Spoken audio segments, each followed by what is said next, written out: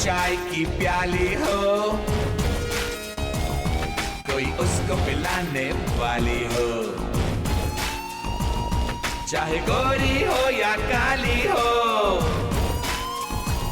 सीने से लगाने वाली हो,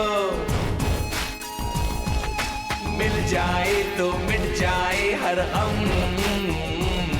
ताराराम पम पम, ताराराम पम पम, ताराराम पम पम, झिम पका पम, ताराराम पम पम।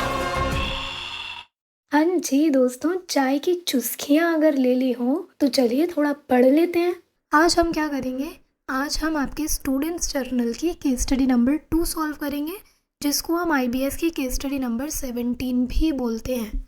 ठीक है, ये जो केस स्टडी है दोस्तों, ये भी टी इंडस्ट्री के ऊपर बेस्ड है, तो इसीलिए ये केस स्टडी भी टी लवर्स को बहुत पसंद आने वाली है। तो चलिए बिना किसी देरी के हम केस स्टडी सॉल्व करना शुरू करते हैं दोस्तों। मैंने ना पहले से हाईलाइट करके रखा हुआ है यहाँ पर, जिससे कि आपका टाइम सेव हो सके। ओके चलिए आ जाइए। तो दोस्तों क्या होता है, इसमें एक कंपनी है प्राइम टी प्राइवेट लिमिटेड। ये एस्टैब्लिश्ड हुई थी 1938 कोलकाता में। कहाँ पर? कोलकाता में हुई थी। ठीक है, ये प्राइवेट कंपनी है। तो त्रिभुवनदास फैमिली मेम्बर्स जो है, इन्होंने इस कंपनी को इनकॉर्पोरेट किया था एंड पिछले 3 नस्लों से ये जो फैमिली मेम्बर्स हैं ये इसी बिजनेस को कर रहे हैं। ठीक है, मिस्टर भूषण त्रिभुवनदास थे, जो कि एक ब्रोकर हुआ करते थे सिलीगुरु ऑक्शन सेंटर में। इन्होंने इस कंपनी को स्टार्ट किया for T blending and packaging. Okay, मतलब जैसे हमने फर्स्ट केस स्टडी में ऊपर एक पूरी सप्लाई चेन पढ़ी थी ना टी इंडस्ट्री के केस में। देखिए हमने पढ़ा था ना कि सबसे पहले टी का प्रोडक्शन होता है, फिर टी की प्रोसेसिंग होती है, प्रोसेसिंग होने के बाद में ऑक्शन किया जाता है टी कंपनीज़ को टी का। उसके बाद में ये टी कंपनीज़ होलसेलर और रिटेलर्स को टी भेजती हैं आफ्टर ब्लेंडिंग एंड पैकेजिंग, और फिर ये होलसेलर, रिटेलर्स एंड कंज्यूमर्स को टी सेल कर देते हैं। ठीक है, तो PTPL क्या कर रही है, PTPL इस वाले लेवल पे है। ठीक है, PTPL प्लांटेशन से या ऑक्शंस के थ्रू प्रोसेस टी को परचेज करती है एंड उसकी ब्लेंडिंग एंड पैकेजिंग करके होलसेलर और रिटेलर्स को सेल कर देती है। ओके, आ जाओ नीचे आ जाओ। यस, सो ये क्या करते हैं, टी लीव्स को ब्लेंड करते हैं और पैक करते हैं अपने प्रोडक्शन फैसिलिटी में, और उसको टी डिस्ट्रीब्यूटर को सेल कर देते हैं। टी डिस्ट्रीब्यूटर फर्दर उन पैकेजेस को होलसेलर और रिटेलर्स वगैरह को सेल कर देते हैं। ठीक है, अब जो छोटे छोटे सिटीज़ है ना दोस्तों, जो छोटे छोटे शहर और टाउन्स हैं, वहाँ पर PTPL के अपने खुद के लोकल सेल एजेंट्स इन्होंने बिठा रखे हैं। वो सेल एजेंट्स जा करके छोटे छोटे ग्रॉसरी स्टोर्स और लोकल शॉप्स में डायरेक्टली टी को सेल कर देते हैं। ओके, उसके बाद में क्या बोलते हैं कि ये जो टी पैकेजेस है ना जो PTPL बना रही है, इनकी शेल्फ लाइफ बहुत लंबी होती है, यानी कि इनको आप स्टोर कर सकते हो लंबे समय तक। कितने दिनों तक स्टोर कर सकते हैं? अप टू अ ईयर, यानी 1 साल तक स्टोर कर सकते हैं। एंड PTPL लगभग पूरे टी मार्केट का, इंडियन टी मार्केट का 8% शेयर होल्ड करता है। ओके, आगे क्या बोलते हैं कि PTPL पिछले काफ़ी सालों से तो प्रॉफिटेबल था, लेकिन कुछ सालों से क्या हो रहा है ना कि इन्फ्लेशन मार्केट में बढ़ रही है। मार्केट में इन्फ्लेशन बढ़ने की वजह से टी लीफ का प्राइस इंक्रीज़ हो रहा है। टी लीफ यानी कि जो PTPL का रॉ मटेरियल है उसका प्राइस इंक्रीज़ हो रहा है। ठीक है, रॉ मटेरियल का प्राइस बढ़ने की वजह से PTPL का प्रॉफिट रिड्यूस हो रहा है। ओके, तो इसी वजह से अपने प्रॉफिट मार्जिन को इंक्रीज़ करने के लिए PTPL ने एक नया ब्रांड रिलीज़ किया, A1 टी। इसमें क्या होता है, ये क्या करते हैं ना, अलग अलग टी के फ्लेवर्स को ब्लेंड करके, मिक्स करके इन्होंने एक नया ब्रांड बना दिया, A1 टी। ठीक है, अब जब से PTPL ने ये ब्रांड बनाया तब से लेकर के आज तक PTPL इसी सेम कॉम्पोजिशन को यूज़ कर रही है। यानी कि यहाँ तक जो भी हमने पढ़ा, ये सब जो बातें थी, ये सब उन दिनों की बातें थी जब PTPL ने अपना बिजनेस स्टार्ट किया था। ओके, अभी तक हम यहाँ पर करंट फेस पर नहीं पहुँचे हैं। ठीक है, आगे आते हैं। आगे उन्होंने क्या बोला, दैट इंडियन मार्केट प्लेस जो है ना, उसमें बहुत सारी टी कंपनीज़ हैं। ये तो हमने पहली वाली केस स्टडी में भी पढ़ा था, इंडियन टी मार्केट सैचुरेटेड है। ओके, इसी वजह से क्या होता है कि जो रिटेल आउटलेट्स हैं या ग्रॉसरी स्टोर्स हैं, वहाँ पर बहुत सारे ब्रांड के टी अवेलेबल होते हैं। सिर्फ एक ब्रांड नहीं है, वहाँ पे बहुत सारे ब्रांड के टी अवेलेबल होते हैं। एंड पीटीपीएल का जो टी है, A1 टी, इसमें उन्होंने कुछ डिफरेंट नहीं किया हुआ है अदर टी के कंपैरिजन में। उसकी वजह से उनको भी कोई कम्पिटिटिव एडवांटेज नहीं मिल पा रहा है फ्रॉम देयर कॉम्पिटिटर्स। ओके, आगे क्या बोलते हैं कि क्योंकि सभी ब्रांड्स एक जैसे से एंड कस्टमर भी इंडिफरेंट है, उसकी वजह से क्या होता है ना कि इन सभी ब्रांड्स को कस्टमर को अट्रैक्ट करने के लिए पैकेजिंग वगैरह पे ध्यान देने की ज़रूरत रहती है। दूसरा ये ना एडवर्टीजमेंट पे ध्यान देते हैं, ठीक है, क्योंकि कस्टमर क्या है, कस्टमर है प्राइस सेंसिटिव। उसको फ़र्क नहीं पड़ता टी की क्वालिटी से या टी की ब्रांड से, ठीक है। तो इन लोगों को किस चीज़ पे ध्यान देने की ज़रूरत है, अपने प्राइस पे ध्यान देने की ज़रूरत है।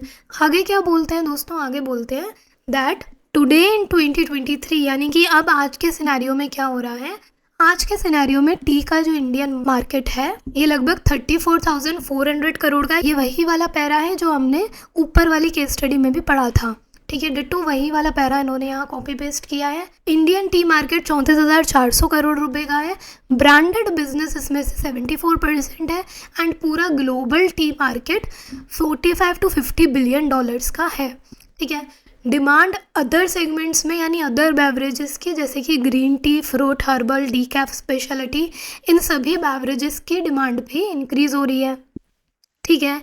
इसको छोड़ो, आगे आते हैं। आगे के पैरा में इन्होंने क्या बोला, यहाँ से ध्यान से सुनना दोस्तों मेरी बात को। यहाँ से ये क्या बोलते हैं दैट पीटीपीएल लगभग 300 डिस्ट्रीब्यूटर को टी सप्लाई करता है आज के डेट में, ठीक है। एंड एक इन्वेस्टिगेशन से क्या पता चला कि ये जो 300 डिस्ट्रीब्यूटर्स हैं ना, इनमें से ज़्यादातर डिस्ट्रीब्यूटर्स कैसे हैं जो पीटीपीएल के अलावा पीटीपीएल के कंपटीटर्स के प्रोडक्ट को भी डिस्ट्रीब्यूट करते हैं, ठीक है। फिर क्या पता चलता है कि पिछले 3 सालों से क्या हो रहा है कि पीटीपीएल अपने डिस्ट्रीब्यूटर्स के ऑर्डर को डिलीवर करने में टाइम लगा रही है, डिले कर रही है। यानी कि जब डिस्ट्रीब्यूटर ऑर्डर प्लेस करते हैं पीटीपीएल के पास में, तो पीटीपीएल टाइम पर ऑर्डर को डिलीवर नहीं कर पाती है। उसकी वजह से क्या होता है, क्योंकि कस्टमर भी इंडिफरेंट है एंड रिटेल स्टोर्स और ग्रोसरी स्टोर्स भी इंडिफरेंट हैं, उसकी वजह से क्या होता है कि डिस्ट्रीब्यूटर पीटीपीएल के प्रोडक्ट की बजाय किसी और कॉम्पिटिटर का प्रोडक्ट ग्रोसरी स्टोर्स या रिटेल डिस्ट्रीब्यूटर्स को दे देते हैं, ठीक है। तो उसकी वजह से पीटीपीएल की सेल रिड्यूस हो रही है। क्या बोलते हैं आगे, that if packages of A1 tea are not replenished in time, distributor दूसरे राइवल कंपनीज के पैकेजेस को सेल कर देते हैं। रिटेल आउटलेट्स और स्मॉल डिस्ट्रीब्यूटर्स भी इंडिफरेंट हैं to which brand of tea. उनको कोई भी ब्रांड का टी मिल जाए, उनको घंटा फ़र्क नहीं पड़ता, उनको बस चाय से मतलब है, क्योंकि उनके कस्टमर को भी कोई फ़र्क नहीं पड़ता ब्रांड से टी के, ओके। आगे क्या बोलते हैं कि एक और फर्दर इन्वेस्टिगेशन से क्या पता चलता है कि ये जो ऑर्डर की डिलीवरी करने में डिले होती है, उसकी वजह से इनकी सेल अपॉर्चुनिटीज़ लॉस्ट होती हैं, ठीक है। टाइम पर आप डिलीवर नहीं करोगे तो डिस्ट्रीब्यूटर किसी और का प्रोडक्ट दे देगा अपने कस्टमर को, ओके, तो सेल तो लॉस होगी। इसके अलावा एक और चीज़ क्या पता चलती है कि पीटीपीएल ना जस्ट इन टाइम प्रोडक्शन को फॉलो करता है, ओके, यानी कि जब भी पीटीपीएल के पास में ऑर्डर आता है डिस्ट्रीब्यूटर का, तभी ये लोग टी की ब्लेंडिंग प्रोसेस इनिशिएट करते हैं, ठीक है।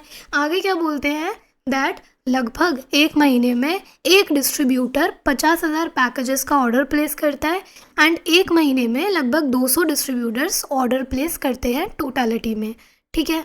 तो इससे हमको क्या आइडिया लगता है कि इनकी डिमांड कितनी है पर मंथ की, ओके।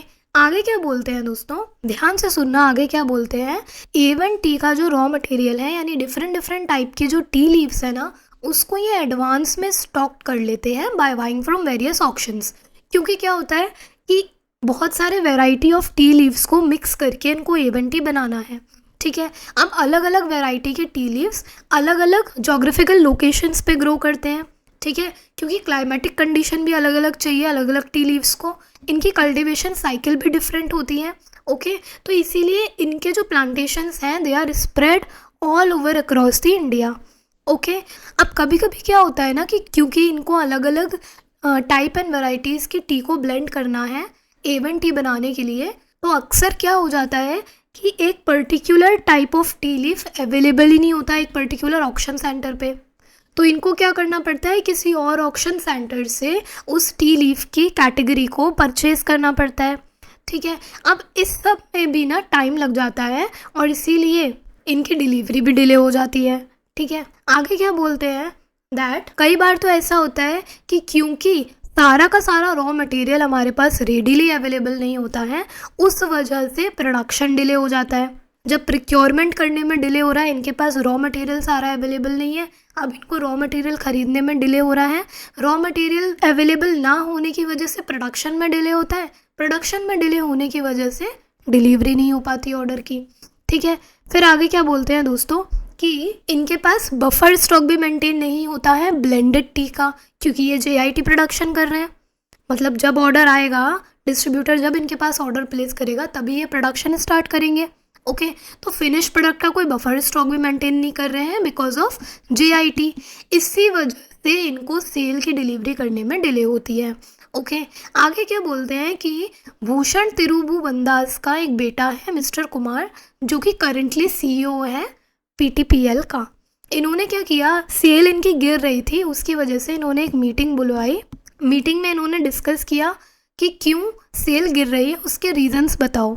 ठीक है, अब जब मीटिंग हो रही थी ना, तब बड़ी इंटरेस्टिंग चीज़ हुई दोस्तों। बड़ा भयंकर वाला कलेश यहाँ पर होता है between the sales production procurement managers. Sale department, production department और परचेज डिपार्टमेंट के मैनेजर्स आपस में लड़ने झगड़ने लगते हैं। सेल डिपार्टमेंट की मैनेजर थी सैली।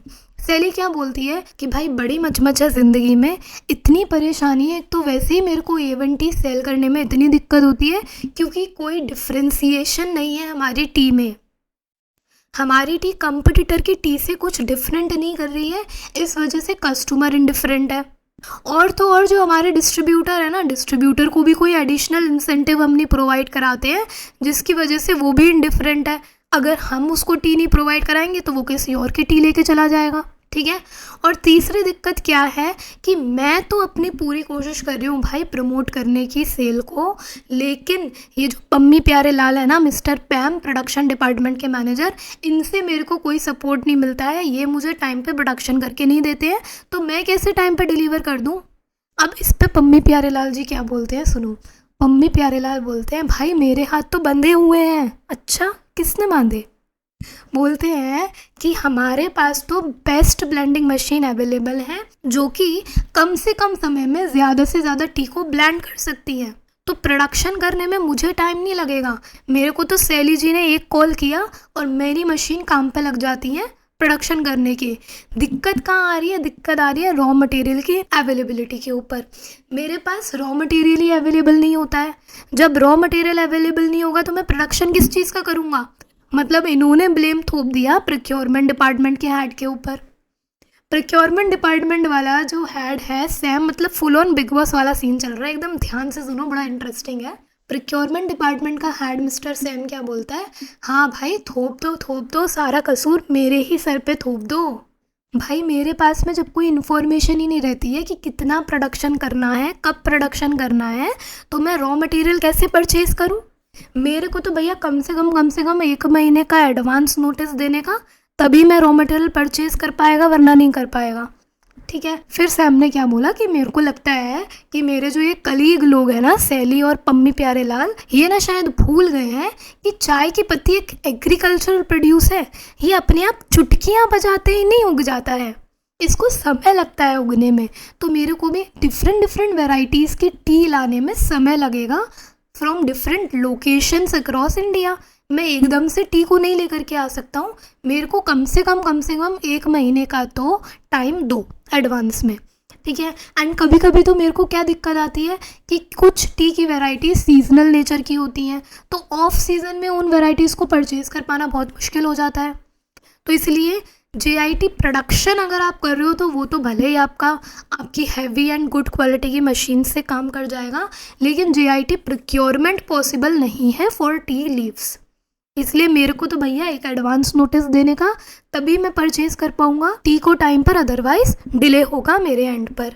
ठीक है, अब इस पे मिस्टर कुमार क्या बोलते हैं, बड़ा ही फिल्मी सा डायलॉग मिस्टर कुमार ने मारा। बोलते हैं, हमारे पिताजी के ज़माने में तो ऐसा होता ही नहीं था, हमारे पिताजी के ज़माने में तो सारे डिपार्टमेंट के बीच में इतनी अंडरस्टैंडिंग हुआ करती थी, बस एक फ़ोन कॉल करने की देरी होती थी और सारे मैनेजर्स आपस में बात करके काम को निपटा लेते थे। ना ही कभी हमको इन्फॉर्मेशन सिस्टम मेंटेन करने की ज़रूरत पड़ी। बट क्योंकि अब मुझे लगता है कि हमारा बिजनेस ग्रो कर रहा है, उस वजह से सभी डिपार्टमेंट्स के बीच में आपस में इन्फॉर्मेशन गैप यानी कम्युनिकेशन गैप क्रिएट हो रहा है। हे प्रभु, हे हरि राम कृष्ण जगन्नाथम, इस समस्या का समाधान मैं कैसे लेकर के आऊँ? बस ख़त्म केस स्टडी। बिल्कुल इस तरीके से इस केस स्टडी को ख़त्म करा गया है जैसे कि किसी मूवी में इंटरवल आता है ना, वैसे। हाँ भैया, सच में ख़त्म हो गई है केस स्टडी। अब आपके क्वेश्चंस स्टार्ट हो गए हैं। इतना आधा सा इन्होंने बीच में केस स्टडी को एंड किया। एनी विच वेज, क्वेश्चन क्या पूछ रहे हैं दोस्तों, सिनेरियो 1 पर आते हैं। क्वेश्चन इन्होंने पूछा दोस्तों, अगर आपको मज़ा आ रहा हो ना पढ़ने में तो प्लीज़ वीडियो को लाइक कर देना और चैनल को सब्सक्राइब ज़रूर कर देना दोस्तों। मेरी पूरी कोशिश यही रह रही है कि इन सब केस स्टडीज़ में आपको बोरियत ना आए। ओके, सिनेरियो 1 पे आते हैं दोस्तों। सिनेरियो 1 में इन्होंने क्या बोला कि ये जो कलेश हुआ है ना अभी इन तीनों डिपार्टमेंटल हेड्स के बीच में, इस कलेश को रिजॉल्व करने के लिए मिस्टर कुमार ने आपको हायर किया। हाँ जी भाई, आपको हायर किया। इन्होंने बोला कि भैया प्रभु मालिक, हमको गाइड करो कि किस तरीके से हम अपनी सेल को इम्प्रूव कर सकते हैं और अपना मार्केट शेयर भी इंक्रीज़ कर सकते हैं। ठीक है, अब रिक्वायर्ड पार्ट पर आते हैं। रिक्वायर्ड पार्ट में इन्होंने क्या बोला है कि एक ब्रीफ नोट लिखना है हमें, address to the senior management, advise critical points that need to be attended in order to resolve this issue. इस इशू को कैसे रिजॉल्व किया जाए, मतलब इन्हें जो डिलीवरी करने में डिले होता है तो उस इशू को कैसे रिजॉल्व किया जाए। ठीक है, मतलब इसमें करना क्या है, कुछ नहीं करना है दोस्तों। जो कलेश हुआ है ना अभी ऊपर, उसी कलेश को हमें नटशेल में डिस्क्राइब करना है एंड पूरा जो रायता इन लोगों ने फैलाया है ना, उस रायते को हमें समेटना है। ठीक है, कैसे शुरू करेंगे दोस्तों, इधर आ जाओ, इधर आ जाओ दोस्तों, सुनो। सबसे पहले हम बात करते हैं कि मिस्टर कुमार ने क्या बोला था। मिस्टर कुमार ने कहा था कि भाई सेल गिर रही है। सेल गिरने का कारण क्या है कि आपस में तीनों डिपार्टमेंटल हेड्स के बीच में एक तो कम्युनिकेशन गैप है और दूसरा हमारे यहाँ कोई इन्फॉर्मेशन सिस्टम नहीं है। ठीक है, ये कुमार का कंसर्न था। अब इन कंसर्न्स को रिजॉल्व करने के लिए तीनों डिपार्टमेंटल हेड्स क्या क्या रोल प्ले कर सकते हैं दोस्तों। सैली जो सेल्स मैनेजर है उसको क्या करना चाहिए ना, उसको इनके A1T का जो डिमांड है उसके डिमांड के पैटर्न को एंटिसिपेट करना चाहिए और एक एक्यूरेट सेल फोरकास्ट बनाना चाहिए। इसके अलावा सैली को क्या करना चाहिए, डिस्ट्रीब्यूटर्स के साथ इंटरेक्ट करना चाहिए ताकि सैली समझ सके कि कस्टमर्स जो है, कस्टमर्स की नीड क्या है, कस्टमर की जो नीड होगी उस हिसाब से अपने प्रोडक्ट में कुछ डिफ्रेंसिएशन लेकर के आए। ठीक है, इसके अलावा क्या होगा कि अगर ये डिमांड पैटर्न को एंटिसिपेट कर पा रही है, सेल फोरकास्ट को एक्यूरेटली क्रिएट कर पा रही है, तो उसकी मदद से इसको अपने मंथ का या ईयरली एक सेल प्लान बनाना चाहिए और उस सेल प्लान को पैम को और सैम को दोनों को शेयर कर देना चाहिए। ठीक है, मतलब थोड़ा ध्यान से समझने की कोशिश करो। प्रॉब्लम क्या हो रही है कि कितनी डिमांड आएगी, वो डिमांड अगर हमको पहले से पता होगी ना तो production manager and purchase manager दोनों पहले से ही अपना प्रोक्योरमेंट का काम और प्रोडक्शन का काम ख़त्म कर लेंगे। ठीक है, अब डिमांड कितनी आएगी ये रिस्पॉन्सिबिलिटी तो सैली की है ना। सैली को देखना पड़ेगा कि डिमांड का पैटर्न क्या है, सैली को सेल फोरकास्ट करना पड़ेगा और सैली को एक सेल का प्लान भी तैयार करना पड़ेगा। ठीक है, उस सेल प्लान को जब पैम और सैम के साथ वो शेयर कर देगी तो पैम और सैम अकॉर्डिंगली प्रोडक्शन और प्रोक्योरमेंट का प्रोसेस करेंगे। ओके, पैम की तरफ से क्या रोल प्ले होना चाहिए कि प्रॉब्लम कहाँ से स्टार्ट होना शुरू हुई, जब से JIT प्रोडक्शन स्टार्ट हुआ। ठीक है, 3 साल पहले से JIT प्रोडक्शन स्टार्ट हुआ है और 3 साल पहले से ही ऑर्डर डिले होने की समस्या शुरू हुई है। ठीक है, तो इनको क्या करना चाहिए, सबसे पहले तो सैली ने जो सेल का प्लान इन दोनों के साथ में शेयर किया, उस प्लान के बेसिस पर सैम के साथ यानी प्रोक्योरमेंट मैनेजर के साथ में कोऑर्डिनेट करना चाहिए। इसके अलावा इसको क्या करना चाहिए कि क्योंकि इनका जो फिनिश्ड प्रोडक्ट है उसकी शेल्फ लाइफ काफ़ी अच्छी है, तो इसीलिए ये लोग ना बफर्ड स्टॉक भी मेंटेन करके चल सकते हैं इंस्टेड ऑफ JIT। ठीक है, तीसरा क्या है कि कम्युनिकेशन गैप वगैरह होता है, इन्फॉर्मेशन नहीं मिलती है, तो इसीलिए इनको क्या करना है ना, आपस में कम्युनिकेट और कोऑर्डिनेट करते रहना है। ठीक है, इसके बाद में प्रोक्योरमेंट मैनेजर का बहुत इंपॉर्टेंट रोल होता है क्योंकि प्रोक्योरमेंट मैनेजर अलग अलग वैरायटी के टी को प्रिक्योर करने में टाइम लगाता है। तो प्रिक्योरमेंट मैनेजर क्या कर सकता है ना दोस्तों, सबसे पहली चीज़ तो क्या है कि क्योंकि टी एक एग्रीकल्चरल प्रोड्यूस है, तो पहली बात तो JIT परचेज को फॉलो करना पॉसिबल नहीं है। ओके, तो जो कंटेंशन है ना सैम का, थोड़ा थोड़ा बात अगर हम देखें तो वो बोल तो सही रहा है, क्योंकि अलग अलग वैरायटी की टीज़ होती हैं एंड अलग अलग वैरायटी की टीज़ को अलग अलग ऑक्शंस एंड जोग्राफिकल लोकेशन से प्रिक्योर करना पड़ता है, तो उस सब में टाइम तो लगता है। ठीक है, तो इसीलिए इनको क्या करना चाहिए ना, इनको एडिक्वेट स्टॉक मेंटेन करने के रखना चाहिए मल्टीपल वैरायटीज़ का। स्पेशली जो ऑफ सीजन वाली वैरायटीज़ है ना, उनका अगर ये बफर स्टॉक मेंटेन करके रखेंगे तो इनको इतना टाइम नहीं वेस्ट होगा प्रिक्योरमेंट में। ठीक है, ऑल्दो बफर स्टॉक से स्टोरेज कॉस्ट वगैरह इंक्रीज होगी, लेकिन एटलीस्ट जो सेल अपॉर्चुनिटीज़ हमारी लॉस्ट हो रही हैं वो तो रिड्यूस हो जाएंगी ना।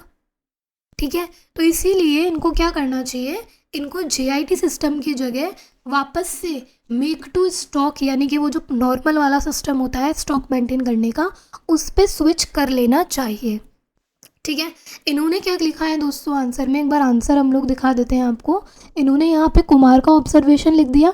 कुमार का ऑब्जर्वेशन क्या था कि कोई इन्फॉर्मेशन सिस्टम नहीं है और कम्युनिकेशन गैप हो रहा है। आगे ये क्या बोलते हैं कि सैली को क्या करना चाहिए, सैली को डिमांड पैटर्न्स को एंटिसिपेट करना चाहिए और सेल फोरकास्ट बनाना चाहिए एज एक्यूरेट एज पॉसिबल। इसके अलावा डिमांड पैटर्न की स्टडी करे, डिस्ट्रीब्यूटर्स के साथ इंटरेक्ट करे और अपना एक मंथली या ईयरली प्लान प्रिपेयर करे। ठीक है, एंड ये जो प्लान इसने बनाया है ना, इस प्लान को पैम और सैम के साथ में शेयर भी कर दे। ओके, फिर पैम जो प्रोडक्शन मैनेजर है वो इस प्लान के बेसिस पर सैम के साथ यानी कि प्रिक्योरमेंट मैनेजर के साथ कोऑर्डिनेट करेगा। ओके, फिर क्या होगा ना कि रॉ मटेरियल भी एडिक्वेटली स्टॉक्ड अप होना चाहिए, क्योंकि अलग अलग वैरायटी की टी लीव्स होती है जिनको अलग अलग जोग्राफिकल लोकेशन और ऑक्शन से परचेज करना पड़ता है, इसलिए उसमें टाइम लगता है। ठीक है, तो इसीलिए रॉ मटेरियल का स्टॉक भी हमारे पास मेंटेन होना चाहिए। उसके अलावा क्या बोलते हैं कि सैम यानी कि प्रोडक्शन मैनेजर भी बफर स्टॉक मेंटेन करके रख सकता है, क्योंकि इनकी टी की लाइफ जो होती है वो तो अच्छी होती है।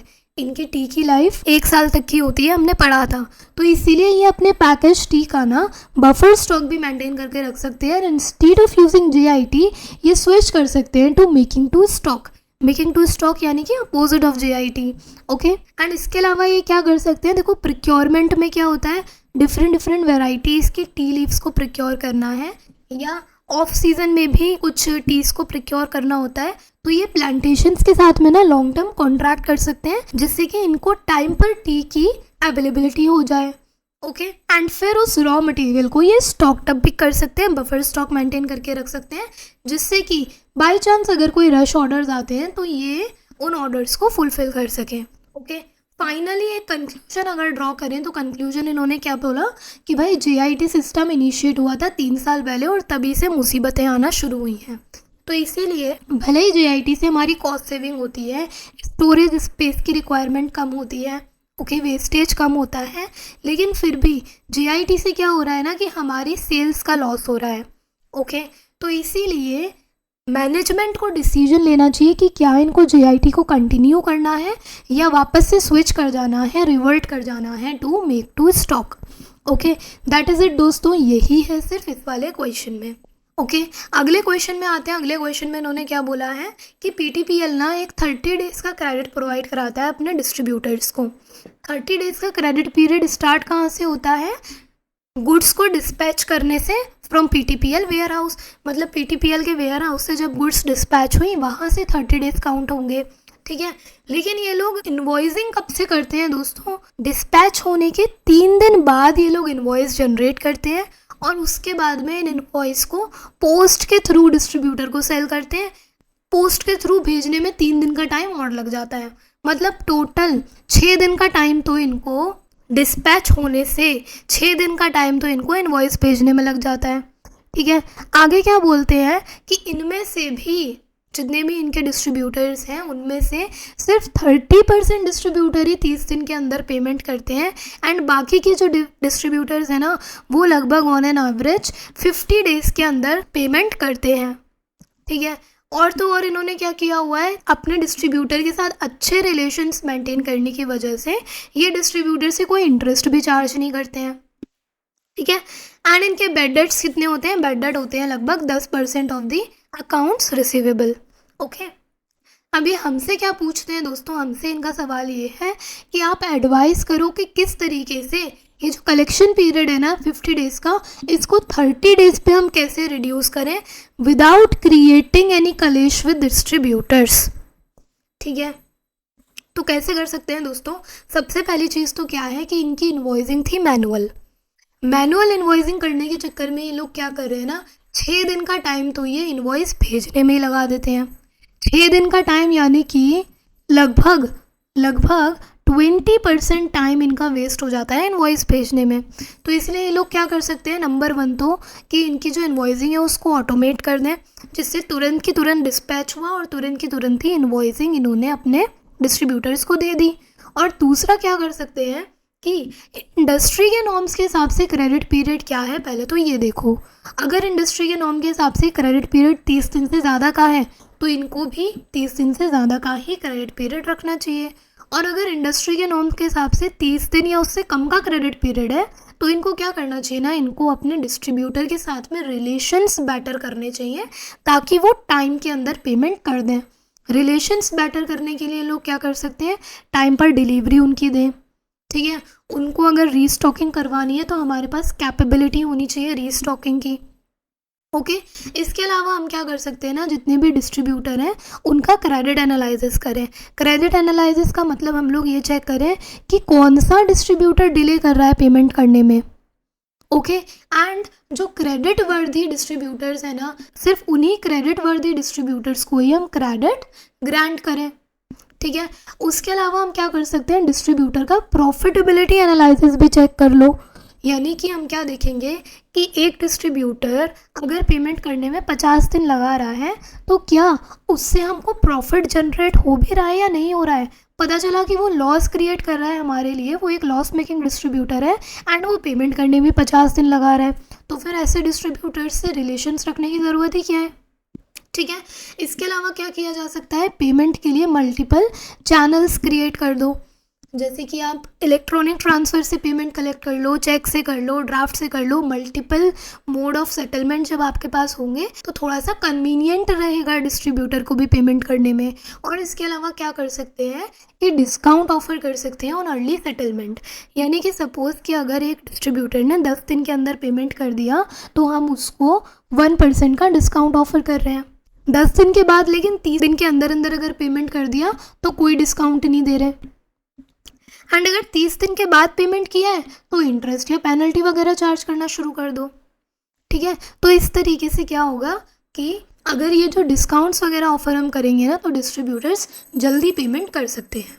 ओके, चेक कर लेते हैं आंसर को। आंसर में इन्होंने क्या लिखा है दोस्तों, इन्होंने भी यही लिखा है कि मैनुअल मेथड ऑफ इन्वॉइसिंग ये लोग फॉलो कर रहे हैं, जिसकी वजह से 6 दिन का टाइम तो इनको इन्वॉइस भेजने में लग जाता है, जो कि लगभग 20% है ऑफ द क्रेडिट पीरियड। तो इस टाइम को रिड्यूस करने की ज़रूरत है। इसके अलावा ये लोग क्या कर सकते हैं, क्रेडिट पीरियड को एनालाइज करने की ज़रूरत है। इनको क्या देखना है कि इंडस्ट्री के नॉर्म्स क्या बोलते हैं। अगर इंडस्ट्री के नॉर्म के हिसाब से क्रेडिट पीरियड 30 दिन से ज़्यादा का होता है तो पीटीपीएल को भी एटलीस्ट टेम्पररीली इंडस्ट्री के नॉर्म के हिसाब से एडजस्ट करना चाहिए अपने क्रेडिट पीरियड को। एंड अगर इंडस्ट्री के नॉर्म के हिसाब से क्रेडिट पीरियड 30 दिन या उससे कम का ही होता है तो फिर पीटीपीएल अपने डिस्ट्रीब्यूटर के साथ अंडरस्टैंडिंग डेवलप करें। इसके अलावा क्या कर सकते हैं, डिस्ट्रीब्यूटर के साथ रिलेशंस अच्छे मेंटेन करके चलो, उनको टाइम पर आप डिलीवरी दो, रीस्टॉकिंग कैपेबिलिटी अपनी मेंटेन करके रखो। ठीक है, इन्वॉइसिंग ऑटोमेट करो। इसके अलावा डिस्ट्रीब्यूटर्स का क्रेडिट एनालिसिस कर लो, चेक करो कौन सा डिस्ट्रीब्यूटर डिले कर रहा है एंड सिर्फ क्रेडिट वर्दी डिस्ट्रीब्यूटर को ही क्रेडिट एक्सटेंड करो। इसके अलावा मल्टीपल चैनल ऑफ सेटलमेंट लेकर के आओ, like electronic transfer, cheque and drafts. और क्या कर सकते हो, डिस्काउंट ऑफर कर सकते हो, लाइक 1/10 नेट 30 डील। जैसे कि 10 दिन के अंदर अगर पेमेंट हुआ तो 1% का डिस्काउंट दे दो। 10 दिन के बाद लेकिन 30 दिन के अंदर अगर पेमेंट हुआ है तो कोई डिस्काउंट मत दो, और 30 दिन के बाद पेमेंट हुआ है तो इंटरेस्ट और पेनल्टी वगैरह चार्ज करना शुरू कर दो। ठीक है, सिंपल। अगर ये स्टेप्स फॉलो करोगे तो आपका क्रेडिट कलेक्शन पीरियड रिड्यूस हो सकता है टू 30 डेज। ओके, चलो नेक्स्ट क्वेश्चन में क्या बोलते हैं दोस्तों। नेक्स्ट क्वेश्चन में पूछते हैं दैट मिस्टर कुमार ने ना एक स्टेटमेंट दिया, if we recoup the entire accounts receivable that is there are no bad debts, it also means that we are profitable. मतलब क्या कह रहा है कि अगर हमारे पास में कोई बैड डेट्स नहीं होते हैं, इसका मतलब हम प्रॉफिटेबल हैं। भाई प्रॉफिटेबल होने का बैड डेट्स से क्या लेना देना है? बैड डेट्स अगर आपके नहीं हो रहे हैं, इसका मतलब आपकी लिक्विडिटी अच्छी है, लेकिन प्रॉफिटेबिलिटी का कोई मतलब नहीं है बैड डेट्स के कलेक्शन से। ठीक है, अगला स्टेटमेंट इसने क्या दिया, it also means that each and every customer contributes towards this profit. मतलब अगर कस्टमर आपको टाइम पर पेमेंट दे रहे हैं, वो बैड डेट्स नहीं क्रिएट कर रहे हैं, आपका पैसा नहीं मार रहे हैं, इसका मतलब क्या ये है कि हर कस्टमर प्रॉफिटेबल है? बिल्कुल भी नहीं। कस्टमर प्रॉफिटेबल है या नहीं वो कैसे पता चलेगा? वो पता चलेगा कस्टमर अकाउंट प्रॉफिटेबिलिटी को चेक करके। ठीक है, तो इन्होंने आंसर क्या दिया दोस्तों? फर्स्ट जो इसने बोला था कि अगर टाइम पर पेमेंट आ रहा है इसका मतलब वी आर प्रॉफिटेबल, इसका आंसर इन्होंने क्या दिया कि भाई ऐसा नहीं होता है। सपोज़ कि अगर आपकी कॉस्ट आ रही है 300 रुपीज़ की एंड आप उसको 250 रुपये में सेल कर रहे हो, तो आपका लॉस होगा 50 रुपीज़ का। भले ही आपको 250 रुपये पूरे के पूरे आपका कस्टमर रिकवर करके दे दे, लेकिन फिर भी 50 रुपये का लॉस तो होगा ही ना, आपको लॉस तो रिकवर नहीं हो जाएगा।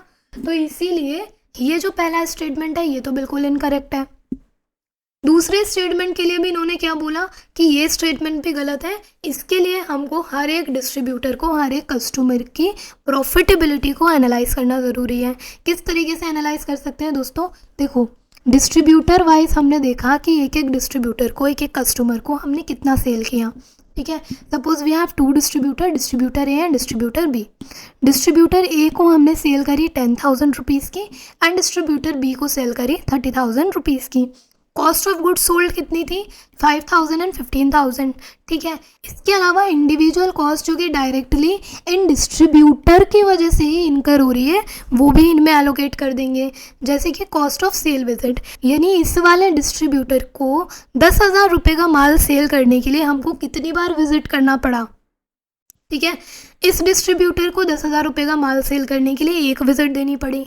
एक विजिट की कॉस्ट है 500 रुपये, तो कॉस्ट ऑफ सेल विजिट्स कितनी आई? 500 रुपीज़ की। एंड डिस्ट्रीब्यूटर बी को 30,000 रुपये की गुड्स सेल करने के लिए सपोज हमें 12 विजिट्स देने की ज़रूरत पड़ी।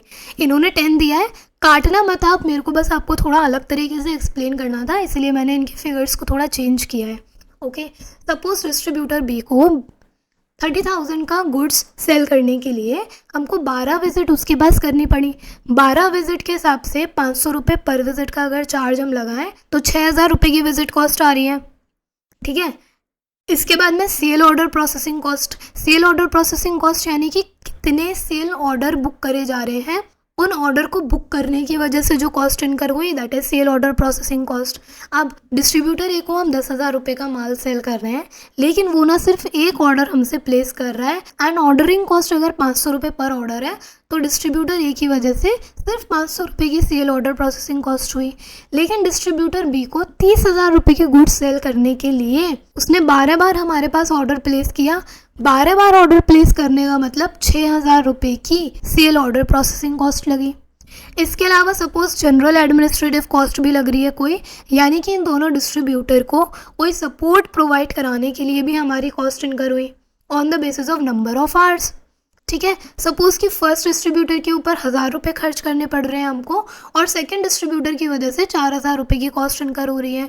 तो अगर अब हम नेट प्रॉफिटेबिलिटी निकालेंगे दोनों डिस्ट्रीब्यूटर्स की, तो कितनी आएगी? फर्स्ट डिस्ट्रीब्यूटर जिसको हमने 10,000 रुपीज़ के गुड्स सेल करे थे, ये डिस्ट्रीब्यूटर हमको 3,000 रुपये का प्रॉफिट दे रहा है, और सेकेंड डिस्ट्रीब्यूटर जिसको 30,000 रुपये के गुड्स सेल करे थे, ये हमको लॉस दे रहा है 1,000 रुपये का। ठीक है, अब भले ही ये दोनों डिस्ट्रीब्यूटर ये 10,000 और 30,000 रुपये का पेमेंट हमको टाइम पर क्यों ना कर दें, लेकिन फिर भी ये जो लॉस क्रिएट हुआ है इसको तो हम नहीं बदल पाएंगे ना, राइट। तो इसी वजह से भले ही हमारा कोई भी बैड डेट नहीं हो रहा हो, इसका मतलब ये नहीं है कि हर एक डिस्ट्रीब्यूटर या हर एक कस्टमर प्रॉफिट मेकिंग है। ओके, तो बस यही उन्हें यहाँ पर एक्सप्लेन किया हुआ है। इसके बाद आ जाते हैं दोस्तों हम MCQs की तरफ।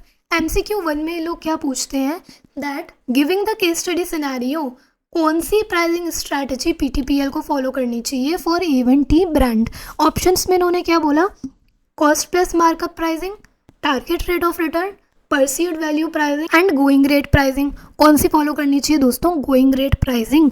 मतलब A1 टी जो थी वो कोई डिफरेंट प्रोडक्ट तो नहीं थी, वो कोई प्रोडक्ट डिफ्रेंसिएशन नहीं क्रिएट कर रहे थे, इसीलिए कस्टमर क्या था? कस्टमर था indifferent across various brand of teas. Okay, इसी वजह से मार्केट में जो टी का रेट चल रहा है ना, उसी रेट पर PTPL को अपनी A1 टी का प्राइसिंग रखना पड़ेगा, उससे अलग वो नहीं रख सकती। ओके, नेक्स्ट क्वेश्चन पर आते हैं दोस्तों। MCQ 2 में इन्होंने क्या पूछा है? दैट इन्होंने कॉस्ट स्ट्रक्चर दे दिया 1 किलो A1 टी का।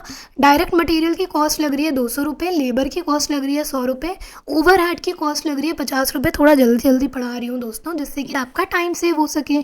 तो टोटल कॉस्ट दोस्तों A1 टी में कितने रुपए की लग रही है? 350 रुपये की on 1 kg of A1 T. इसके आगे क्या बोलते हैं दोस्तों? आगे ये बोलते हैं that in addition 1 kg of A1 tea also requires 0.6 kg of other material which cost 80 per kg with 4% sub standard quality which can not be use in production of tea. यानी ये जो 350 रुपये की कॉस्ट लगी है ना, इसके अलावा 1 किलो A1 टी प्रोड्यूस करने में एक और मटेरियल लगता है 0.6 kg का। ठीक है, इसकी रेट है 80 पर kg। अब ये जो 0.6 kg मटेरियल हमें परचेज करना पड़ता है 1 किलो A1 टी प्रोड्यूस करने के लिए, इसमें से 4% मटेरियल तो ऐसा होता है जो पुअर क्वालिटी का होता है और उसको हम टी को प्रोड्यूस करने के लिए यूज़ ही नहीं कर सकते हैं। ठीक है, यानी रिमेनिंग 96% मटेरियल को ही यूज़ किया जा सकता है। ओके, तो इस मटेरियल की कॉस्ट कितनी ऐड हो जाएगी टी की कॉस्ट में? 0.6 kg multiplied by 96% multiplied by 80 rupees, यानी ₹50। ओके, तो total cost, total estimated cost कितनी आ जाएगी 1 किलो A1 टी की? 350 रुपये तो ऊपर इन्होंने बताए थे, 350 रुपये एंड 50 रुपीज़, यानी कि 400 रुपीज़ की टोटल एस्टिमेटेड कॉस्ट आ गई। ठीक है, आगे क्या बोलते हैं कि PTPL सेल करता है 1 किलो tea for ₹400 and it wishes to earn 10% profit margin on the same. यानी इनका सेल प्राइस 400 रुपीज़ है। ओके, इसमें से ये प्रॉफिट एक्सपेक्ट कर रहे हैं 40 रुपये का, 10% ऑफ सेल प्राइस। तो ये क्या पूछते हैं कि क्या इनकी टारगेट कॉस्ट मीट हो सकती है क्या? टारगेट कॉस्ट कितनी होगी दोस्तों? 400 का सेलिंग प्राइस है, 40 का प्रॉफिट एक्सपेक्ट कर रहे हैं, तो टारगेट कॉस्ट इनकी होगी 360 रुपीज़ की। लेकिन एस्टिमेटेड कॉस्ट कितने की है? 400 रुपीज़ की है, तो टारगेट कॉस्ट तो मीट नहीं हो रही है। ठीक है, ऑप्शंस में इन्होंने क्या दिया? Number 1 no. ठीक है, द टोटल एस्टिमेटेड कॉस्ट कितनी है? 400 kg की, और टारगेट कॉस्ट कितनी है? 360 पर kg की। करेक्ट। ठीक है, correct option is A option. Okay, इसके बाद आते हैं दोस्तों थर्ड क्वेश्चन की तरफ। थर्ड क्वेश्चन में इन्होंने क्या बोला है? Rani is a tea sommelier. Tea sommelier का मतलब, सोमेलियर जनरली वाइन एक्सपर्ट होते हैं, बट यहाँ पर टी दिया हुआ है तो ये क्या हो गई? ये टी एक्सपर्ट हो गई। ओके, ये टी एक्सपर्ट है। इसने ना रिसेंटली ग्रेजुएशन किया from university and holds a professional certified T sommelier degree. Okay, कुछ मंथ पहले रानी ने ना 2 आउटलेट खोले by the name queen T in Kolkata which serves government T specially crafted bye हर। यानी कि कुछ तो भी इसने अलग तरीके की टी लॉन्च करी है। ओके, आगे ये क्या बोलती है? That business has been profitable and has gained traction in terms of revenue and customers. यानी कि इसका जो ये बिज़नेस है ना 2 आउटलेट खोलने वाला, इसमें इसको रेवेन्यू भी अच्छा खासा जनरेट हो रहा है और कस्टमर्स भी मिल रहे हैं। Okay, then Rani envisions that she can revolutionize the tea industry by influencing the taste preferences of tea customer। Customers के टेस्ट प्रेफरेंसेस को इन्फ्लुएंस करके रानी टी इंडस्ट्री को रिवोल्यूशनाइज करना चाहती है। ठीक है, रानी को क्या लगता है कि इंडिया का जो मार्केट है ना, टी मार्केट, इसमें अभी भी कुछ नीश कैटेगरी के टी कस्टमर्स अवेलेबल हैं जो कि एक गर्म चाय की प्याली के लिए अच्छा प्रीमियम अमाउंट भी पे कर सकते हैं। रानी को क्या लगता है कि उसके जो ये स्पेशली क्राफ्टेड टी है ना, इसकी मार्केट में डिमांड तो क्रिएट होगी। ओके, लेकिन रानी को दिक्कत क्या आ रही है? रानी को एक तो फाइनेंस रेस करने की ज़रूरत है, दूसरा उसको नेटवर्किंग का इशू आ रहा है, और तीसरा उसको ना अपने प्रोडक्ट को मार्केट करने की ज़रूरत है। अब ये हमसे क्या पूछ रहे हैं दोस्तों, इन्होंने हमसे पूछा कि किसके पास रानी को अप्रोच करना चाहिए to find proper guidance, finance and support. Options इन्होंने क्या दिए, number 1 incubator, number 2 accelerator, number 3 startup and number 3 entrepreneur. तो दोस्तों सबसे पहले तो इन दोनों ऑप्शंस को कैंसिल आउट कर दो, क्योंकि ना तो स्टार्टअप और ना एंटरप्रेन्योर, इन दोनों में से कोई भी फाइनेंस तो प्रोवाइड करा ही नहीं सकता। ठीक है, इसके बाद आते हैं इंक्यूबेटर एंड एक्सेलरेटर। इसमें से कौन सा ऑप्शन करेक्ट होगा दोस्तों, इंक्यूबेटर क्या करता है ना, ये रिसोर्सेज प्रोवाइड कराता है। रिसोर्सेज का मतलब इसने ऑफिस स्पेस प्रोवाइड करा दिया, नेटवर्किंग प्रोवाइड करा दी, लेकिन ये किसी भी तरीके का फाइनेंस नहीं प्रोवाइड कराता। एक्सेलरेटर क्या करते हैं, ये रिसोर्सेज के साथ साथ फाइनेंस भी प्रोवाइड करवा देते हैं, यानी ये सीड फंडिंग भी करते हैं। तो इसलिए रानी को चूँकि फाइनेंस की रिक्वायरमेंट भी है, तो इसलिए इसको किसके पास जाना चाहिए, एक्सेलरेटर के पास। ओके, तो करेक्ट ऑप्शन क्या हो जाएगा दोस्तों, B shall be the correct option. Okay, आगे आते हैं क्वेश्चन नंबर 4 पे। क्वेश्चन नंबर 4 में इन्होंने क्या बोला, सेल्स को इंक्रीज करने के लिए पीटीपीएल ने 1 किलो चाय की पत्ती के साथ में टी कप फ्री देने लगी, यानी कि एक टी का मग फ्री में देने लगी। ये किसका एग्जाम्पल है, अवेयरनेस, प्रमोशन, सब्सक्रिप्शन या क्रॉस सब्सिडाइजेशन। ऑब्वियसली प्रमोशन, एक के साथ एक चीज़ फ्री, या चाय के साथ कप फ्री, मैगी के साथ एक डब्बा फ्री, ये सब किसके एग्जाम्पल हैं, प्रमोशन के एग्जाम्पल हैं। ओके, आगे आते हैं क्वेश्चन नंबर 5 पे।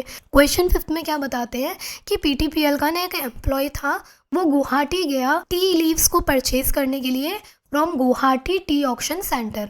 वहाँ पर वो एक होटल में रुका, ठीक है, होटल वालों ने बिल दे दिया 1 लाख रुपए का। भाई बहुत हैवी अमाउंट हो गया है। तो और इन्होंने ना जीएसटी भी चार्ज करी at the rate of 14% of CGST and 14% of SGST. Okay, इसके बाद में क्या बोलते हैं कि क्योंकि ये इतना हैवी अमाउंट था ना 1 लाख रुपए का, तो पीटीपीएल ने क्या किया, इसमें से नॉन ऑफिशियल स्टे का पैसा एम्प्लॉय से रिकवर कर लिया, ₹50,000। ओके, इनका क्वेश्चन क्या है कि ये जो 1 लाख रुपए के बिल के ऊपर 14% सीजीएसटी और एसजीएसटी पीटीपीएल ने होटल वालों को दिया, इस पे पीटीपीएल को आईटीसी क्लेम होगी या नहीं होगी, होगी या नहीं होगी, बिल्कुल भी नहीं होगी दोस्तों। क्यों नहीं होगी, क्योंकि होटल कहाँ सिचुएटेड था, होटल सिचुएटेड था असम में। ओके, यानी इन्होंने जो सीजीएसटी एंड एसजीएसटी पे किया ये असम से रिलेटेड था। ओके, एंड पीटीपीएल कहाँ की है, पीटीपीएल है वेस्ट बंगाल की।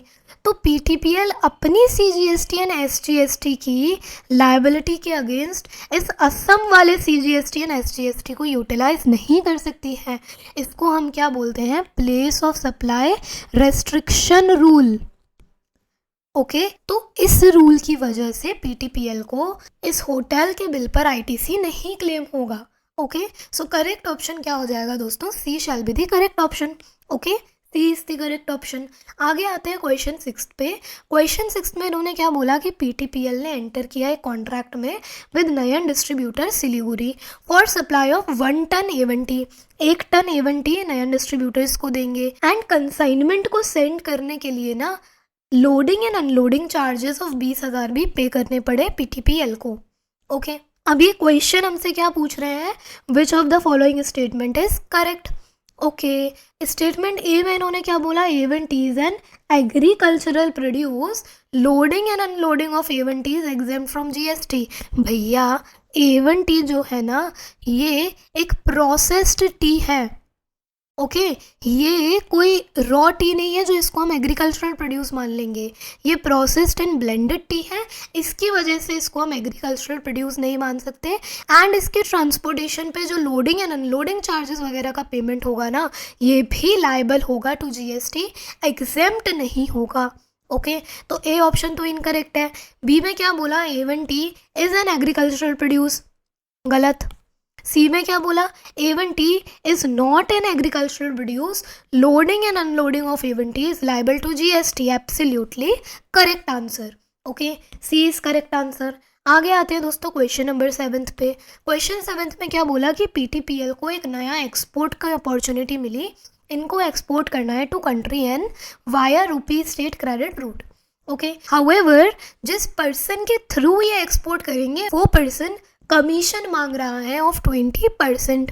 ठीक है, तो CFO जो था ना कंपनी का, CFO CEO के पास जाता है और बोलता है कि बॉस ये शादी नहीं हो सकती, ये रिश्ता नहीं हो सकता, क्योंकि ये जो कमीशन का रेमिटेंस होता है ना, ये तो रुपी स्टेट क्रेडिट रूट में अलाउड ही नहीं होता है।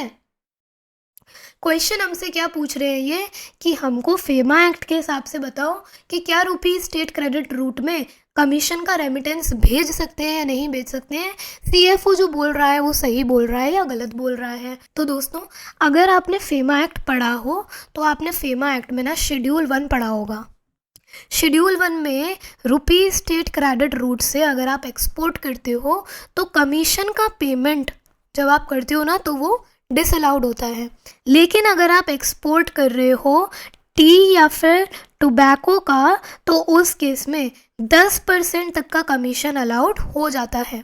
ओके, लेकिन इनको कितना कमीशन पे करना था, इनको 20% कमीशन पे करना था, तो ये तो वैसे भी एक्सपोर्ट नहीं कर सकते। ओके, ऑप्शंस में इन्होंने क्या बोला, that CFO is correct, no commission can be paid on export through rupee state credit route, hence we cannot export the tea। नहीं, ऐसा नहीं है, कमीशन आप पे कर सकते हो ऑन एक्सपोर्ट ऑफ टी या टोबैको, लेकिन 10% तक का ही पे कर सकते हो, तो इसीलिए ये ऑप्शन गलत हो गया। सेकंड में क्या बोलते हैं, no CFO is incorrect, commission up to 20% can be paid on export through rupee state credit route, तो ये भी गलत है, सिर्फ 10% तक का कमीशन अलाउड होता है, so this is also incorrect. Okay, C option पे आते हैं। सी में क्या बोला, no CFO is incorrect, although commission can not be paid on export through rupee state credit route, however commission 10% तक का तो पे कर सकते हैं of invoice value of export अगर आप टी या टोबैको एक्सपोर्ट कर रहे हो तो। ठीक है, लेकिन प्रेजेंट केस में तो हम एक्सपोर्ट नहीं कर सकते क्योंकि कमीशन सिर्फ 10% तक का अलाउड होता है और हम 20% कमीशन पे कर रहे हैं। Okay, so correct option is C. Check कर लेते हैं answer. Yes, C is the correct option. उसके बाद आते हैं दोस्तों हमारे लास्ट MCQ की तरफ। क्या बोलते हैं लास्ट MCQ में कि जो मैनेजमेंट है PTPL का, उन्होंने इंटरनल कंट्रोल डेवलप किया, स्ट्रॉन्ग इंटरनल कंट्रोल डेवलप किया in such a way that work of one person is reviewed by another person. एक पर्सन का काम दूसरा पर्सन चेक कर रहा है एंड किसी भी पर्सन को एक ही काम को अकेले हैंडल नहीं करने दिया जाता। तो इससे क्या होता है ना कि फ्रॉड या एरर्स जो होती है उनको हम अर्ली डिटेक्ट कर पाते हैं। ठीक है, आप PTPL का जो ऑडिटर है, PTPL के ऑडिटर ने एक इंटरनल कंट्रोल क्वेश्चनेयर फ्रेम किया इंटरनल फाइनेंशियल कंट्रोल्स की एक अंडरस्टैंडिंग ऑब्टेन करने के लिए। ठीक है, अब ये हमसे क्या क्वेश्चन पूछ रहे हैं कि इनमें से कौन से क्वेश्चंस PTPL का ऑडिटर पूछ सकता है अपने क्वेश्चन में with respect to the procurement of tea leaves. Tea leaves को परचेज करने से रिलेटेड कौन से क्वेश्चंस क्वेश्चनेयर में पूछे जा सकते हैं। फर्स्ट क्वेश्चन इन्होंने क्या पूछा है, is there a procedure in place to match receive tea leaves with corresponding invoices. मतलब जो टी लीव्स आपको रिसीव हुई हैं उनको आपने इन्वॉइस से मैच कर लिया ना, वही रिसीव हुई है या कुछ और रिसीव हो गई। ओके, सो डेफिनेटली ये क्वेश्चन हम प्रिक्योरमेंट से रिलेटेड पूछ सकते हैं। ओके, सेकंड क्वेश्चन में क्या बोला, is there a procedure of monitoring broad customer preferences worldwide. भाई ये क्वेश्चन तो कस्टमर के प्रेफरेंसेस से रिलेटेड है, परचेज से रिलेटेड नहीं है, तो इसीलिए ये क्वेश्चन तो हम नहीं पूछ सकते। ओके, थर्ड क्वेश्चन में क्या बोला, are provision for bad debts made based on a systematic assessment of the collectibility of account receivable. ये क्वेश्चन हो गया रिसीवेबल के कलेक्शन से रिलेटेड। ठीक है, ये भी प्रोक्योरमेंट से रिलेटेड नहीं है, तो इसलिए ये क्वेश्चन भी क्वेश्चनेयर्स में नहीं पूछ सकते। फोर्थ क्वेश्चन में क्या बोला, is there a designated authority responsible for approving tea leaf procurement. Definitely बहुत ही मज़ेदार और मस्त क्वेश्चन है ये, डेफिनेटली हम प्रोक्योरमेंट से रिलेटेड पूछ सकते हैं। क्या बोल रहे हैं कि जब आप प्रोक्योरमेंट करते हो तो क्या उसको किसी डेजिग्नेटेड अथॉरिटी के थ्रू अप्रूव करवा लेते हो या नहीं करवाते हो, तो ये तो क्वेश्चन डेफिनेटली प्रोक्योरमेंट से रिलेटेड है। फिफ्थ क्वेश्चन में क्या बोला, is there a confirmation process such as sign delivery receipts to validate successful delivery. भाई ये डिलीवरी हमारे डिस्पैच से रिलेटेड क्वेश्चन हुआ। हम जब डिलीवर कर रहे हैं अपना प्रोडक्ट अपने कस्टमर को, उससे रिलेटेड क्वेश्चन है, प्रोक्योरमेंट से रिलेटेड क्वेश्चन नहीं है, तो इसलिए ये भी इनकरेक्ट हुआ। ओके, सो सिर्फ 2 क्वेश्चंस हम अपने क्वेश्चनेयर में पुट कर सकते हैं, क्वेश्चन 1 एंड क्वेश्चन 4। तो करेक्ट आंसर क्या होगा दोस्तों? Correct answer shall be B. Okay, check कर लेते हैं। Yes, B is the correct answer. Okay, तो दोस्तों इसी के साथ में हमारी ये केस स्टडी भी हो जाती है डन। डनाडन डन। अब आप लोगों को क्या करना है, आपका मन हो इस केस स्टडी को पढ़ने का तो पढ़ लेना, बहुत ही इजी केस स्टडी थी। नहीं मन हो तो मत पढ़ना, कोई दिक्कत नहीं है, ठीक है। इसके अलावा अगर आपके कोई भी डाउट हो, वैसे शायद इसकी स्टडी में आपके डाउट्स होंगे नहीं, लेकिन अगर हो तो आप टेलीग्राम ग्रुप पर पूछ सकते हो। टेलीग्राम ग्रुप है, डाउट सॉल्विंग ग्रुप है, तो उसको ज्वाइन कर लेना, उसमें आप पूछ सकते हो। ओके, इसके अलावा दोस्तों 2 मिनट में बस आप लोगों के और लूँगी। क्या कहना था ना मुझे आपसे कि आपके एग्ज़ाम्स बिल्कुल नियर है, 1 मंथ भी ठीक से नहीं बचा है आपके एग्ज़ाम्स को। तो अब ये जो टाइम आपके पास है ना, इसको दोस्तों इफ़ेक्टिवली एंड एफिशिएंटली यूटिलाइज़ करना शुरू कर दो। बिल्कुल टाइम वेस्ट मत करो इधर उधर की चीज़ों में। और दूसरी चीज़ क्या होती है कि इस टाइम पर ना अक्सर कई सारी नेगेटिविटीज़ क्रिएट होने लगती हैं। मतलब हमारे आसपास में जो सर्कमस्टांसेस हैं वो अचानक से नेगेटिव क्रिएट होने लगते हैं, चीज़ें हमारे फेवर में नहीं जा रही होती हैं, एंड इससे क्या होता है कि हमारा पढ़ाई लिखाई में बिल्कुल मन नहीं लगता। ओके, बट दोस्तों ये जो नेगेटिविटीज़ आपके साथ में क्रिएट हो रही है ना, इन सभी नेगेटिविटीज़ को अवॉइड करने की कोशिश करो। प्रॉब्लम्स आती हैं, हर किसी की लाइफ में आती हैं, किसी की लाइफ ऐसी नहीं होती जिसमें प्रॉब्लम्स ना हो। ओके, सबकी लाइफ में प्रॉब्लम्स होती हैं, बट इन प्रॉब्लम्स को, इन नेगेटिविटीज़ को अपने ऊपर हावी मत होने दो दोस्तों। आप लोगों ने बहुत मेहनत करी है, यहाँ तक आपने मेहनत करी है ना, तो बस ये जो अभी थोड़ा सा यहाँ से लेकर के यहाँ तक का थोड़ा सा टाइम बचा है ना दोस्तों, इस टाइम में और मेहनत कर लो, जी जान लगा लो, कमर कस के मेहनत करो, लेकिन अपने आप को ना इन नेगेटिविटीज़ से और अनफेवरेबल सर्कमस्टांसेस से अफेक्ट मत होने दो। ओके, इवन इफ नेगेटिविटीज़ या अनफेवरेबल सर्कमस्टांसेस आपके साथ आ भी रहे हैं ना, तो भी you should have that attitude कि भाई देख लेंगे जो होगा, अभी मेरे को मेरा अटेम्प्ट क्लियर करना है, मेरे को पढ़ना है ठीक से। अपने ऊपर भरोसा रखो, अपनी मेहनत पे भरोसा रखो और भगवान पे भरोसा रखो। आप डेफिनेटली इस अटेम्प्ट में सीए क्लियर कर लोगे। दुनिया में कोई ताकत नहीं है जो आपको सीए क्लियर करने से रोक सके। ओके, बस जम के मेहनत करो दोस्तों, और मस्त रह करके पढ़ाई करो, मज़े लेकर के पढ़ाई करो, इन्जॉय करके पढ़ो दोस्तों। एक बार जब सीए क्लियर हो जाता है ना, उसके बाद में ये जो टाइम होता है ना, ये टाइम भी याद आता है। सीए क्लियर होने के बाद में फील होता है कि भाई वो दिन भी क्या दिन थे जब हम रात भर जग जग के पढ़ा करते थे, सुबह जल्दी उठ के पढ़ा करते थे। तो ये दिन भी ना याद आते हैं। इन मेमोरीज़ को क्रिएट करने की कोशिश करो, बट कभी भी पढ़ाई से इरिटेट मत हो। Okay, so that is it दोस्तों। इस वीडियो में सिर्फ इतना ही। अब हम अगली वीडियो में मिलेंगे आपसे केस स्टडी नंबर 18 के साथ में, जिसमें हम स्टूडेंट्स जर्नल की केस स्टडी 3 को डिस्कस करेंगे। Okay, that is it for today दोस्तों। जय हिंद, जय Bharat and all the very best to you guys. This is CA Himanshi Garg signing of.